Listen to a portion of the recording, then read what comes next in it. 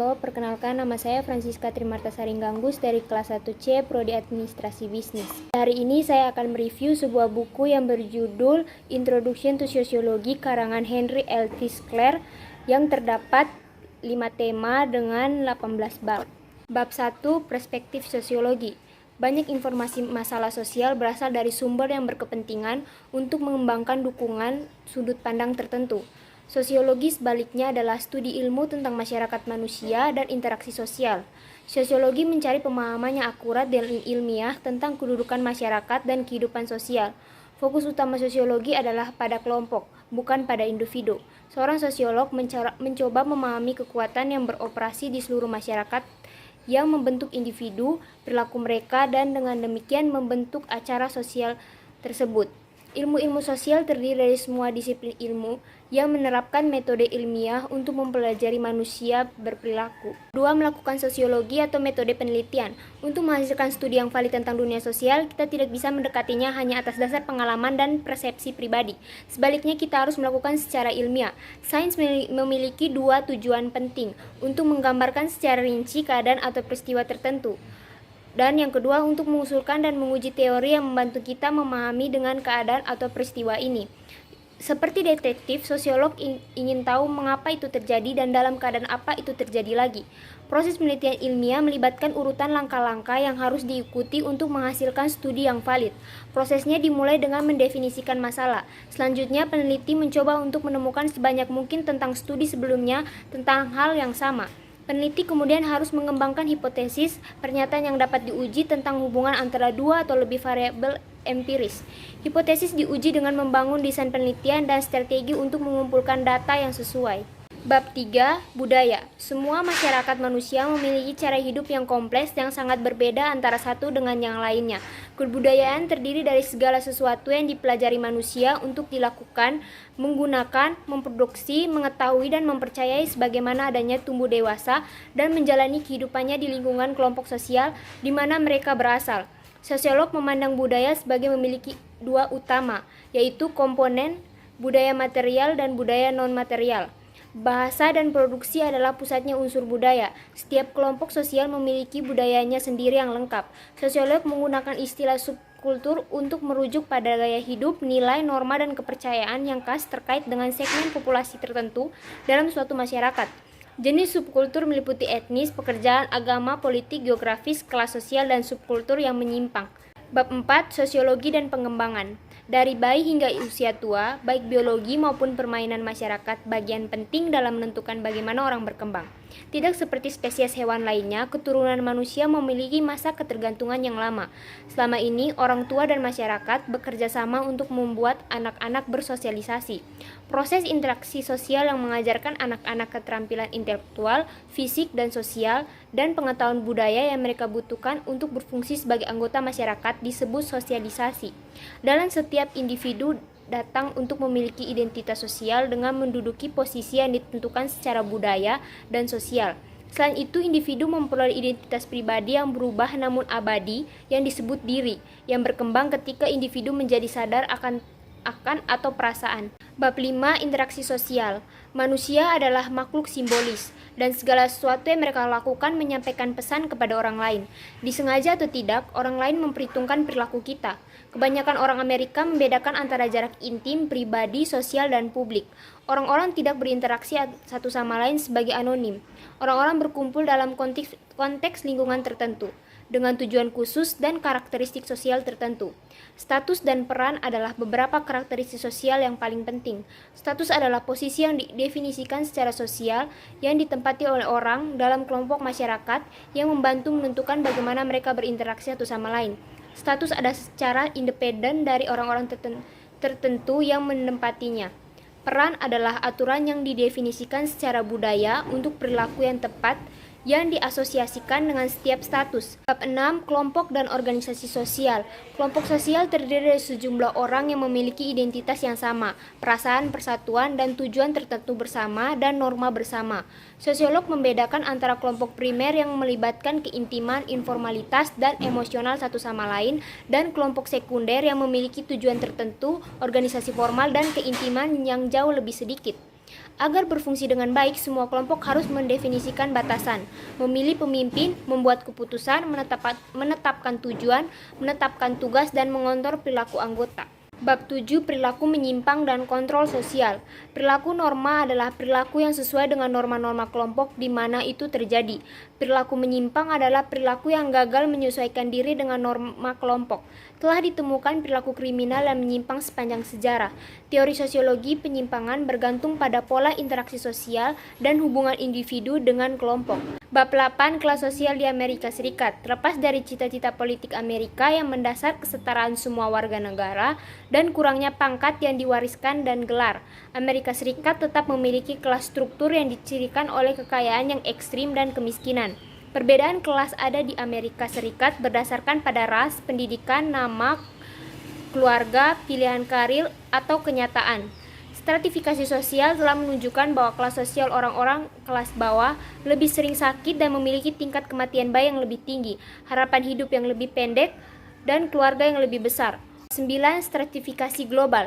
Stratifikasi sosial dapat terjadi dalam dua cara. Yang pertama, orang dapat ditugaskan untuk peran sosial menggunakan dasar untuk penugasan status yang dianggap berasal dari karakteristik yang mudah diidentifikasi seperti jenis kelamin, usia, nama keluarga, atau warna kulit yang mereka miliki tidak ada kontrol. Ini akan menghasilkan kasta. Yang kedua, kedudukan orang dalam hierarki sosial dapat berupa berdasarkan tingkat tertentu pada status yang dicapai yang diperoleh melalui upaya individu secara langsung. Ini diketahui sebagai sistem kelas. 10. Ras dan etnik minoritas. Ras mengacu pada kategori orang yang didefinisikan sebagai serupa karena sejumlah karakteristik fisik. Ras secara historis telah didefinisikan menurut karakteristik genetik, hukum, dan sosial, masing-masing dengan masalahnya sendiri.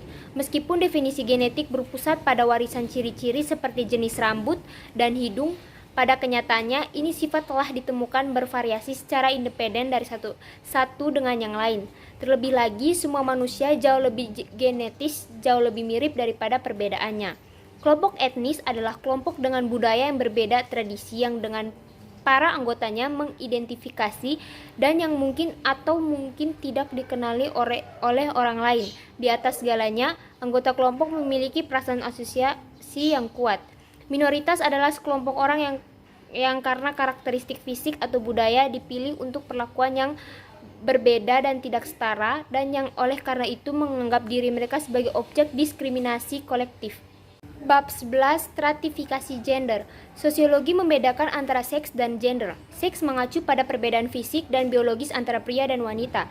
Jenis kelamin mengacu pada atribut sosial, psikologi, dan budaya maskuliniti dan feminitas yang didasarkan pada perbedaan biologi. Ide-ide tentang maskulinitas dan feminitas adalah budaya sekutu dan merupakan faktor penting dalam membentuk citra diri dan identitas sosial masyarakat. Sedangkan seks umumnya merupakan status yang dianggap berasal dari jenis kelamin yang dipelajari melalui proses sosialisasi dan dengan demikian merupakan status yang dicapai. Banyak orang di sisi lain percaya bahwa identitas gender dan maskulin atau perilaku feminim hasil dari bawaan biologis proses yang ditentukan. 12. Pernikahan dan perjanjian keluarga alternatif. Keluarga Amerika telah berubah secara dramatis dalam 40 tahun terakhir. Tingkat pernikahan turun, tingkat perceraian tinggi, dan lebih banyak anak lahir dari wanita lajang. Sebuah rumah tangga terdiri dari orang-orang yang berbagi ruang hidup yang sama. Sosiolog umumnya setuju bahwa beberapa bentuk keluarga ditemukan di setiap masyarakat manusia yang dikenal dan memiliki beberapa fungsi penting, yaitu mengatur perilaku seksual, pola reproduksi, perorganisasian, produksi, dan konsumsi, sosialisasi anak, penyediaan perawatan dan perlindungan, dan memberikan status sosial. 13. Agama. Agama adalah suatu sistem kepercayaan, praktik, dan nilai-nilai sosial yang dimiliki oleh sekelompok orang yang mendefinisikan yang suci, membantu menjelaskan kehidupan, dan menawarkan keselamatan dari masalah eksistensi manusia. Agama adalah salah satu institusi masyarakat yang paling penting. Durkheim mengamati bahwa semua agama membagi alam semesta menjadi dua kategori yang saling eksklusif. Yang perform terdiri dari hal-hal yang dapat diamati secara empiris atau hal-hal yang dapat diketahui melalui pengalaman sehari-hari yang umum. Sebaliknya, yang suci terdiri dari hal-hal yang menginspirasi dan hanya dapat diketahui melalui pengalaman yang luar biasa. 14. Pendidikan. Orang Amerika percaya alasan paling umum untuk mendapatkan pendidikan adalah untuk mendapatkan pekerjaan yang lebih baik. Sosiolog fungsionalisis menyarankan pendidikan juga terdiri dari kegiatan yang bersifat fungsional bagi masyarakat. Secara keseluruhan, salah satu fungsi manifest pendidikan adalah sosialisasi. Fungsi lain dari pendidikan adalah transmisi budaya, di mana sebagian besar masyarakat pengetahuan diturunkan dari satu generasi ke generasi selanjutnya. Fungsi ketiga pendidikan adalah untuk membekali anak-anak keterampilan akademik yang dibutuhkan untuk berfungsi sebagai orang dewasa. Dalam masyarakat non-industri tidak ada perbedaan yang nyata antara pendidikan dan sosialisasi yang terjadi dalam keluarga. Belajar berpikir mandiri dan kreatif merupakan salah satu alat yang paling berharga dari pendidikan yang dapat disebarkan oleh lembaga nasional. Bab 15. Politik dan sistem ekonomi. Di sebagian besar masyarakat, hukum apa yang disahkan atau tidak lulus sangat tergantung pada kategori mana dari orang yang memiliki kekuatan. Politik adalah proses di mana kekuasaan didistribusikan dan keputusan dibuat. Seperti yang didefinisikan Weber, kekuasaan adalah kemampuan seseorang atau kelompok untuk melaksanakan kehendaknya, bahkan dalam menghadapi perlawanan atau oposisi. Kekuasaan dijalankan dalam spektrum cara yang luas. Politik dan ekonomi terkait erat, dan bentuk politik yang diambil suatu negara terkait dengan jenis ekonomi. Ekonomi adalah institusi sosial yang menentukan bagaimana suatu masyarakat memproduksi, mendistribusi, dan mengkonsumsi barang dan jasa. Bab 16. Penduduk dan masyarakat perkotaan. Ukuran populasi cenderung menjadi masalah yang meningkat karena pertumbuhan eksponensial, di mana basis yang terus berkembang dengan cepat berlipat ganda. Tingkat pertumbuhan tahunan dalam populasi dunia baru-baru ini menurun sehingga populasi dunia sekarang 2 kali lipat setiap 51 tahun, bukan setiap 35 tahun. Namun di sebagian besar negara berkembang, tingkat pertumbuhan jauh lebih cepat. Sebagian besar pertumbuhan populasi dunia di masa depan beberapa dekade akan terjadi di negara berkembang.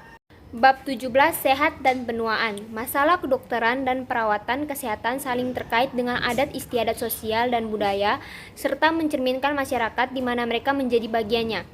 Penyakit tidak hanya melibatkan tubuh, tetapi juga mempengaruhi hubungan sosial individu, citra diri, dan perilaku.